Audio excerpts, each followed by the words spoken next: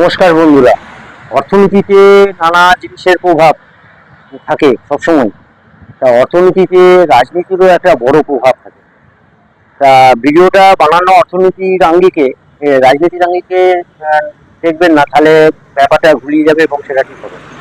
আগে সাধারণত তিনটে জিনিসের সবসময় জোর দেওয়া হবে। একটা হচ্ছে অন্ন, বস্ত্র আর বাসস্থান, মানে খাদ্য, পোশাক পরিচ্ছদ, আর হচ্ছে বাসস্থান।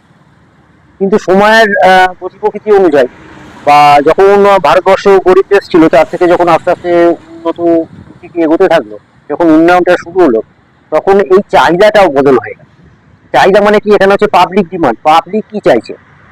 তাহলে অন্য বস্ত্র বাসস্থানটা যেমন আগে প্রাইমারি ডিমান্ড ছিল, পরে এই ডিমান্ডটা বদল ঘটলো কিরকম? তার মানে এখন আপনার অন্য বস্ত্র বাসস্থান এটা অতটা প্রয়োজন নেই, প্রত্যেকটা মানুষের এটা ফুলফিল করতে পারছে। এখন ডিমান্ড আসছে কি? এখন ডিমান্ড আসছে আরো তিনটে। কি কি? একটা হচ্ছে দ্রব্যমূল্য, মানে জিনিসের দামটা যেন কম থাকে, মানে ক্রয় ক্ষমতার ভেতরে থাকে, এটা হলো এক।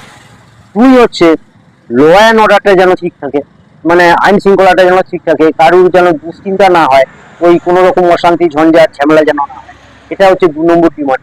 3 নম্বর ডিমান্ডটা কি?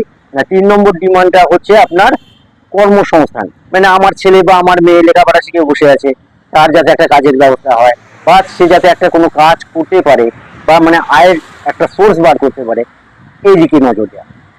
তার মানে পাবলিক ডিমান্ড এখন আমার হয়ে গেল তিনটে। একটা হচ্ছে দ্রব্যমূল্য, দুই হচ্ছে ল অ্যান্ড অর্ডার আইন শৃঙ্খলা, তিন হয়ে গেল আপনার কর্মসংস্থান।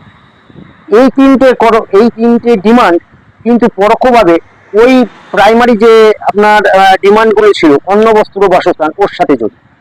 এখন ওইটার সাপোর্টে এই তিনটে জিনিস চলে এসেছে।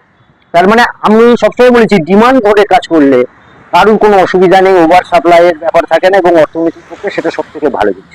তার মানে এখন নর্মালি পাবলিক ডিমান্ড যেটা, যে তিনটে বললাম, এই ডিমান্ডটাকে ফুলফিল করলে আমার প্রাইমারি প্রথম যে তিনটে ডিমান্ড ছিল, সেই তিনটে ডিমান্ডও যেমন মিটে যাচ্ছে, তার সাথে সাথে আবার উন্নয়নের ধারাটাও অর্থনীতির দিক থেকে অব্যাহত থাকছে। আজকে এইটুকুনি বললাম। ভিডিওর সাথে জুড়ে থাকুন, এরকম ধরনের আরো ভিডিও পাওয়ার জন্য লাইক সাবস্ক্রাইব করবেন। নমস্কার।